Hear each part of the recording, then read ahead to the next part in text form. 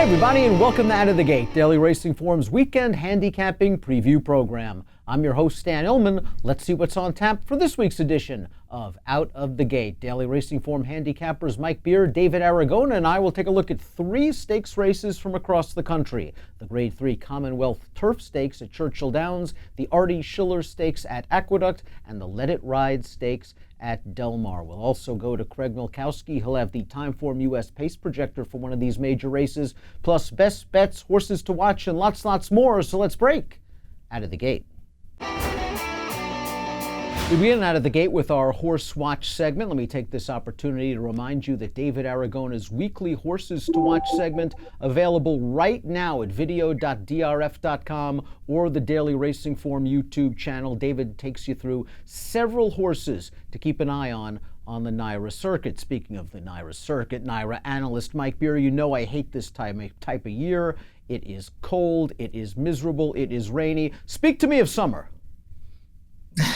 I wish that we could go back to summer right about now, but we're still okay with the weather at this point of the game. Let's go back to last weekend though, at the Big A, and this is Speak to Me of Summer, 2-year-old filly trained by Christophe Clement. This is her second career start on turf. She broke her maiden, first time turf at Monmouth, and this is her second start to Chelsea Flower Stakes. You see her off the pace, angling to the outside, a really nice move there from Junior Alvarado, getting her a trip, but she finishes here the last eighth of a mile, Dan, runs this field right over. A big improvement for her off of even her debut, which was her turf debut, which was a big improvement off of a dirt race to start her career. She looks like she's good. She's got a lot of pedigree and the right trainer, and she is heading forward right now.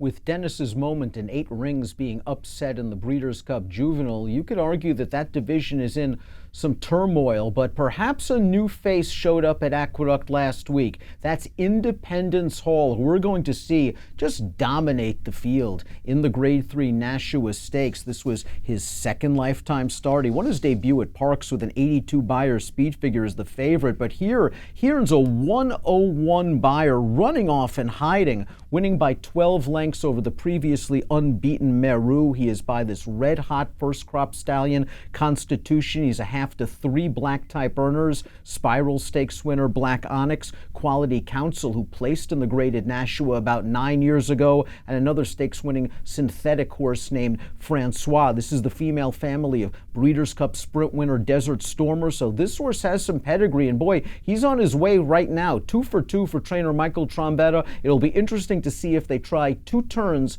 in the Remsen Stakes at Aqueduct. Let's get to some handicapping. The Commonwealth Turf is the lone graded stakes race on the Saturday docket in North America. Let's throw up the field for the Grade 3 Commonwealth Turf at Churchill Downs on Saturday, carded as race number 10. $175,000 is the purse. 3-year-olds going a mile and a 16th on the turf for expanded stakes previews of many of the major races all weekend long, plus weekend game plan with Marcus Hirsch, the Timeform US forecast, and lots more. Head on over to video.drf.com or the Daily Racing Form YouTube channel. This is a big field. All of our handicappers are looking for prices. Let's see who David Aragona likes. This is the kind of race where I think you just want to look for some value because there are so many options. You could make an appealing case for a lot of horses in this field. Some of them are shorter prices, some of them are bigger prices. So just go for a horse that's likely to be bigger odds than you think are fair. And the horse for me that applies to is the number 8 Tiz Plus. He's 15 to 1 on the morning line. We'll see if we actually got a price that big on him because he seems a little bit more appealing than that. But his last 3 starts I think are worth taking a closer look at. He ran an improved speed figure 3 back at Remington Park, but really followed it up in his next 2 starts and proved that he's a 3-year-old that's really taken a significant step forward late in the season during the fall, because 2 back in that stakes race on September 29th at Remington, he was facing some pretty good older horses that day, and while he finished 5th, beaten over 5 lengths, if you watch the trip he got that day, it wasn't really ideal because he was about 4 wide heading into the first turn, continued wide while advancing down the backstretch, made a premature move to challenge for the lead at the quarter pole, and just sort of understandably got tired after that, losing so much ground around the turns, he got beaten by some really nice older horses, and he came back next time with a much fairer trip in an allowance race at Remington in October, and actually turned the tables and beat one of the horses that finished ahead of him in that stakes race 2 back, Keep Quiet. Keep Quiet was a 1-2 favorite in that allowance race last time, and Tiz Plus just outgained him to the wire, earning a 1:16 time form US speed figure. A repeat of that kind of number makes him one of the horses to beat in this race, and he's likely to be one of the prices. So I think Tiz Plus is the versatile kind of horse that can get a stalking trip in this race off of those many speed types and maybe get it done in this Commonwealth Turf. David's going with a 15-1 shot on the morning line. Mike, you're going to try to better him. You like a 20-1 shot. Journeyman's going to have to overcome an outside post. Yeah, I mean, it just seems like that kind of race to me, Dan, where I think you want to keep an open mind to horses at better prices. And I like Journeyman's races. I don't love his post, obviously. Post 14 is not going to be easy for this horse to overcome, but he's a Godolphin homebred with a big pedigree. He had finished first in 3 straight races prior to his most recent effort, where they tried to go a little longer with him at Kentucky Downs. And I actually felt like he ran well that day, too, just trying to close into a pace that was not coming back for him. He has a really nice turn of foot. When they get him in the clear, I like the way that he finishes in his races. I just think this is a good spot for him. Whether he can get the right trip from out in post 14, I don't know. But you're getting compensated with that price on the morning line. I'll take a shot. I like the number 12, Louder Than Bombs, in this race. This is a horse that kept pretty good company earlier this year at Gulfstream Park, running into the likes of A Thread of Blue and Henley's Joy, 2 of the better 3-year-old turf horses in the country, and running competitively against them. Got a little bit sour in the spring. I like the trainer David Fawkes, gave him plenty of time off. He responded last time out at Keeneland with a nice win. He took some heat early. The pace wasn't overly fast, but we turn into the stretch here and we see the horse on the outside. The number 5 is actually going to go by him, and the number 5 is the even money favorite in this race. Louder Than Bombs, to his credit, is going to continue extending, continue trying, and he's eventually going to regain the lead nearing the wire, and he's going to win this race, and he's going to win the gallop out by a good large margin. Louder Than Bombs does not need the early lead. I think that is key because there is a lot of speed in this race. Breaking from the outside, he might be able to get into a good stalking spot while in the clear. He's 8-1 on the line. That is Louder Than Bombs, my top selection in the Commonwealth Turf. Craig Milkowski always has some good stuff with his Timeform US Pace Projector. Let's go to that segment right now. Hi, I'm Craig Milkowski from Timeform US for this week's edition of Out of the Gate. Today I'm going to take a look at the 8th race on Saturday. It's the Artie Schiller Stakes. It's at a mile on turf, and it's for 3-year-olds and up with a $150,000 purse. And the reason I picked it for my Pace Projector segment is there's just a whole lot of speed signed up for this race. You can see in the upper right-hand corner in the Pace Projector, we have that red C details, which indicates we think the pace is going to be hot. And then you can look at the running styles on the front of the page, and you can see something you don't often see in a turf race, and that's 4 horses labeled as either speed or leader, and 3 in particular are leader. These are horses that just always want the lead. They always want to be up front. Let's take a closer look at that Pace Projector, and you can see where those 4 speed leaders are. They're the 4 shown right up front. I'm not sure they'll be as spread out as the Pace Projector indicates. Turf races don't often get that far spread out with that many horses, but in this case it is possible because we do have some horses that like to run off, open up big leads, and go fast while doing so. I also noted that you'll see the number 1 horse, I believe that is Focus Point, Frontier Market, wrong Chad Brown horse there for a minute. Frontier Market is shown, he's not shown in the Pace Projector because he's projected to be too far back, but we do indicate he's a deep closer, and you can see that in the bottom left. Let's take a look at some of the speeds. Guido, you can see he's got one way to run. He goes right to the front. He goes fast, as you can see with his red fractions. You can see by the big margins. Last time he wasn't on the lead, but that's a little deceiving. The race was only at 6 furlongs. They tried something a little bit different with him, but he's right back where he wants to be, going long, and he'll be going fast. The other horse that's similar to him is Voodoo Song. He's the same way. He's a graded stakes winner in the past. He's been very good, and he's still in good form. You can see his Timeform US speed figures of late. 3 of them have broken the 120 mark. But again, he's going to face a lot of speed. And I've highlighted the race 4 back, which was won by Mr. Haverkamp. But the reason I did that, the one time he didn't make the lead is because Guido was in the race. So those 2 are almost sure to hook up at some point, probably sooner rather than later. In addition to those two, there's even some more speed in here. We have Dr. Edgar and Abiding Star. Both of those two have one way to run. They go to the front, they go as far as they can, as fast as they can, and try to hold on. Similar to Guidu, you can see Abiding Star wasn't in front last time, but that's because it was, once again, a sprint race. It was only at 5.5 furlongs. He was just not his game, so he's back routing once again. The horse I've settled on here is Frontier Market, the one who wasn't in the pace projector. He's just by far, he has the best late pace rating in the field. He's got a good 14 points on the others in here. He's shown that he's been able to win from off of fast pace. He's been able to win from off of a slow pace. So he's not one of these. I am a little leery sometimes of closers that close into slow paces if they haven't shown that they can do it with a fast pace, but he's done both. So I just think he has a big tactical advantage over this field. He's going to be able to sit back, watch what's happening in front of him, and just come exploding late. And also, when I looked at the rest of the field, there just aren't any other closers in here. There's horses that maybe will sit a little bit off the pack. There's Caribou Club, who looks like he might be a closer, but he's been doing it in a lot shorter races. When he goes longer, he likes to be up front. So I think Frontier Market kind of has this field over a barrel, assuming all the speed stays intact and we don't get a bunch of scratches. And he's going to be my selection for this week. I'll see you again next time on Out of the Gate.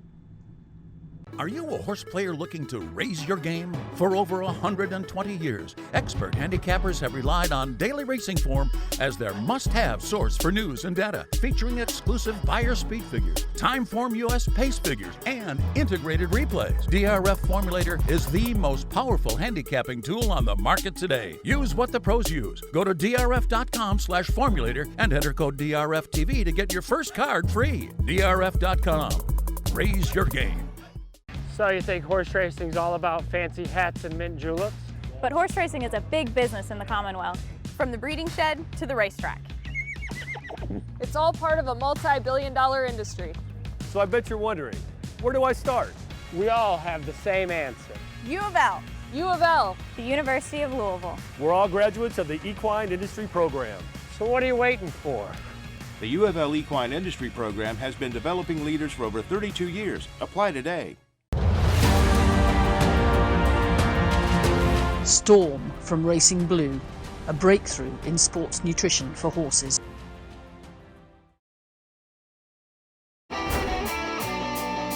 Welcome back to Out of the Gate. Let's throw up the field for one of 3 stakes races at Aqueduct on Saturday. This, the Artie Schiller Stakes, race number 8. $150,000 is the purse. We're going 1 mile on the turf. For expanded stakes previews of many of the major races all weekend long, visit video.drf.com or the Daily Racing Form YouTube channel. There is a lot of speed on display in this race. Dr. Edgar, Voodoo Stong, Guidu, Abiding Star.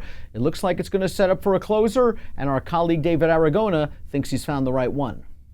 This Artie Schiller at Aqueduct is really all about the pace situation, because it's almost hard to believe that this field could stay together as it's been drawn without some scratches, because there are 4 horses in this race who are real need-the-lead types, and they're going to hook up on the front end and something has to give, or maybe one of them's going to come out, but it seems like there's got to be a fast pace in this race as long as the field holds together, and that's just going to set it up for one of the closers. And the 2 that make the most sense are coming out of that Baltimore-Washington Turf Cup at Laurel last time. Caribou Club won that race by a nose, but I actually prefer Frontier Market, who comes out of a second place finish in that spot. I think he's going to appreciate getting back to the Naira circuit, and Frontier Market is just a horse who, he's a lightly raced 6-year-old. He's only made 11 starts in his career, but he's finished in the exact at 10 of those times, and he's just one of these horses that Chad Brown keeps getting to improve with each and every start. I think he's now really hitting his best stride at the end of his 6-year-old season. He loves a pace to close into. He seems to really excel late in these turf seasons, especially when he can get some give in the ground, and that should be the case at Aqueduct on Saturday.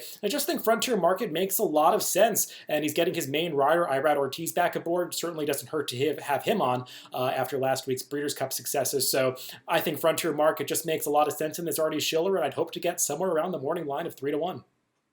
Mike David's going with the Chad Brown runner from well off with the pace. You and I like horses that don't necessarily need the lead, but have a little bit more tactical speed than Frontier Market. Tell me about the Jersey bred, because this horse, Golden Brown, it seems like he's as good on dirt as he is on turf. Yeah, he's a very versatile horse, that's for sure. And he has proven himself to be pretty good on both surfaces. They've only run him twice on turf so far this year. He's won both of those races against weaker horses than this Jersey bred competition. But I like the way that he's won both of them. We're going to look at his most recent win. This is back in July. He just crushes this field. He's a big 1-10 favorite in here, wins with consummate ease, just like you would expect him to at that kind of price. But his other turf race was against a much better horse than Irish Straight, a horse who's capable of running, figures in the high 90s, low 100s, and he beat that horse on the square too. Dan, I just like his running style. The two favorites in here, Caribou Club and Frontier Market, I'm not way against them. I think they are the two horses to beat. I just don't love either of them at a short price. I don't think they have to win. I'm going to give this horse a chance at a better price.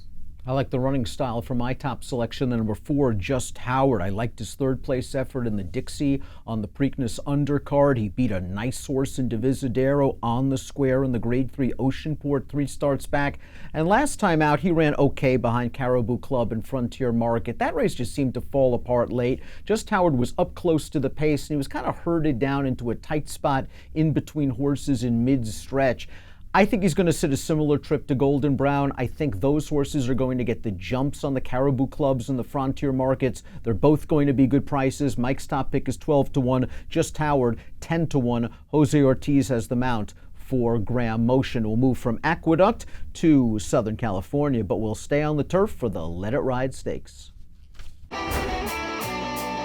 Here's the field for the feature race at Del Mar on opening weekend Saturday. It's the $75,000 Let It Ride Stakes. 1 mile on the turf, carded as race number 8. These are 3-year-olds. We are expecting a field of 6. Mike, the number 6, Carnivorous. He has 5 wins. This entire field has 15 wins. This horse likes to win races. He likes the distance as he stretches out, and he did not have an easy trip last time out. Yeah, he did. Let's go back and actually look at that replay of this race. This is him on a cutback to a turf sprint, and you're going to see him just sort of bottled up in behind horses all through the stretch. He's actually not even going to get through here. He's going to have to take back out of that spot, alter course to get out, and he's still going to get up and win down. He's just a really game horse, as you mentioned, 5 wins already. He has another race where he missed by a nose. So he's just right there every time. He comes here in good form off the claim. There's a lot to like about this horse. Nice outside post position should have him up close to the pace. Our colleague and friend David Aragona, though, believes this pace might be hot, and as in the Artie Schiller Stakes, is looking for a closer. I had a lot of trouble with this race because there's really not one horse you can point to as the horse to beat. Frankly, I could find positive things to say about almost every horse in the field, so you just have to sort of make some decisions and try to determine who's going to get the best trip. I'm hoping that's the number 1, Proud Pedro. Looking at the Timeform US pace projector for this race, it is predicting a fast pace. I'm not sure how much I buy into that because there are just 6 horses in the field, and none of them are really confirmed front running types except for maybe the number 5, Bob and Jackie, who's coming back from a layoff. But if there is a little bit of pace up front, or even an honest pace, I think that could help out Proud Pedro. He's one of the ones that's coming off a layoff in this race, but it's not that long of a layoff, just since last June. That day, the pace didn't really set up for him. There are a bunch of blue color-coded Timeform US pace figures in the PPs for that race, indicating they weren't moving that quickly up front, and he was trying to close into that pace. Ultimately, he ran okay to be 3rd behind Nolde, who came back and did some good things in stakes races later on in the year. His maiden win 2 back at Santa Anita, while he did get more pace to run into that day, he ran a much higher speed figure. I think a repeat of that kind of performance is good enough to make him competitive in a stakes like this, and he's supposed to be a middling price somewhere around 7-2, 4-1. I think that's fair enough value on a horse who should get the right trip in this Let It Ride Stakes. Mike David's hoping the Proud Pedro can come from way out of it and run these horses down. That horse is going to have to deal with a June layoff, but we have to deal with an even longer benching with the number 5, Bob and Jackie. This is going to be his first start as a 3-year-old, but he was really good at 2. He really was. I mean, they only got 3 starts into him late last year. Both of his turf routes, he won, and I thought he won them both impressively. We'll look at the most recent of those. This is back at the end of December, the Eddie Logan Stakes. Took this race over after about a half mile, Dan. He was clear around the 2nd turn, and he's just going to finish very gamely in here, not letting the runner-up into this race. I really like this performance from him. He's all upside right now. And, we'll see how the pace plays out. I didn't necessarily think it was going to be that fast, but I guess we'll see how that goes. I like this horse. I think he's got a lot of talent. I would just send him, especially considering that he's fresh off the long layoff. And this horse was earning 80, 79 Beyer speed figures as a late season 2-year-old. He's facing horses that are running 85, 86 Beyer speed figures in the fall of their 3-year-old campaign. If this horse can just take a minor step forward off the little injury-induced layoff, he had some bone issues, maybe Bob and Jackie can just go right to the front and not look back in the Let It Ride Stakes. He's my top selection, as well as Mike's. Time for our best bet segment coming up next. Time for our best bet segment here on Out of the Gate. Let's go to our colleague David Aragona. He's got something at Aqueduct on Saturday. My best bet comes on Saturday at Aqueduct in the 5th race on the card. It's a maiden race for 2-year-olds going the 2 turns on the turf, and there's going to be a favorite in this race, the number 2 Water White, who I don't really trust because she earned a big speed figure on the dirt last time, but as I said, this is a turf race, and she's not a horse with a ton of turf pedigree, so I think she might take money for the wrong reasons, and that could create some value in all of the other contenders, and the one that interests me the most is the number 4 Luck Money, who is my best bet in this race, and she's a horse that's been steadily improving with each start. She has a little bit more experience than some others in this field, and I want to especially take a look at her last race at Keeneland, and we can pick it up from the far turn. She's a horse that just lost a lot of ground around both turns in this race. On the first turn, she was 4 wide. Coming around the second turn, she's again 3 to 4 wide, and I think it's really enlightening to look at the Trackist numbers for this race because she ran 55 more feet than the eventual winner of this race, 63 more feet than the horse that finishes second, and despite losing all that ground, she's really finishing on well at the end of this race. She's sort of one of these plodding types that has a pretty steady one-pace style, but she just keeps coming. Seems like a horse that really has relished the 2-turn distances that she's gotten in her last 2 starts, and I think she can take another step forward in this race for Arnaud Delacour, who's been shipping some live runners to New York recently. She certainly has the pedigree to be a good one because she's a half to Breeders' Cup Dirt Mile winner furthest land. I say Dirt Mile, he won it on a synthetic track years ago, and the dam is also a half to Dinever. So this is a really classy female family, and I think we haven't yet seen the best of Luck Money, who can take a step forward in this 5th race at Aqueduct on Saturday, hoping to get somewhere around 5 to 1 because I think that would be a fair price. David likes a horse in the 5th at Aqueduct. Mike, you're sticking with your main circuit. You like somebody in the 10th. Yeah, we're going to try and close out this Aqueduct card. It's a maiden special weight race for 2-year-olds going 7 furlongs on the main track. I want to try Onward one more time in this race. I liked this horse last time. I'm going to give him another chance in here. He debuted back at Saratoga, Dan, on the Travers Day undercard, a day where you didn't really want to be inside, and they took him off the pace and they put him down towards the rail in the early stages of that race, and he just really was never a factor after that. I want to look at his second start, though. This is where they stretched him out to a mile. We're going to start at the beginning here because he's got post 12, and you're going to see that he actually breaks very sharply in this race, and for whatever reason, Dylan Davis, who is riding this day, he just doesn't want to lead with this horse. They take him back. He's actually going to pull him all the way out of contention there and put him behind horses. And now you see him at the top of the stretch, and he's just in all kinds of traffic here. They're going to make it down to the 8th pole. He's not going to really finish after this, Dan, but I just don't really like the tripper ride that he got in this race. I think he's better maybe than he looks on paper. And I also think he has a lot more speed than it really looks like he has on paper. They switched to Jose Ortiz for this. I'm hoping they get a little more aggressive with this horse. I do think that there is some potential and some talent here. He's 8 to 1 on the line in a wide open race, and I want to give this horse one more chance. My Saturday best bet, race number 3 at Laurel. That is Come On Cali, making her 4th start of the year for trainer Jamie Ness. And I thought this horse really took a step forward last time out in a $5,000 non-winners of 2 life race. She was forced to move early, as we see on the turn. She's 3 wide in between horses. The winner of the race, favored Towson, made a bid outside of this horse and forced Come On Cali's hand. And Come On Cali's going to try Towson all the way down to the wire. Not going to be able to run with that horse late, but only beaten a length while herded towards the inside. Come On Cali has speed, and I think that's going to be at a premium in the 3rd race at Laurel on Saturday. I think she's going to be close to the pace. I think she's racing back into her best form. She's 7 to 2 on the morning line. Laurel, race number 3. Number 3, Come On Cali. We thank you for watching Out of the Gate. We urge you to follow all of DRF TV's latest offerings on social media. On Twitter, follow at DRF Video. And for the latest news and notes from America's Turf Authority Daily Racing Form, please follow on Twitter at DRF Inside Post. That's it for this week. Best of luck when your horses break out of the gate.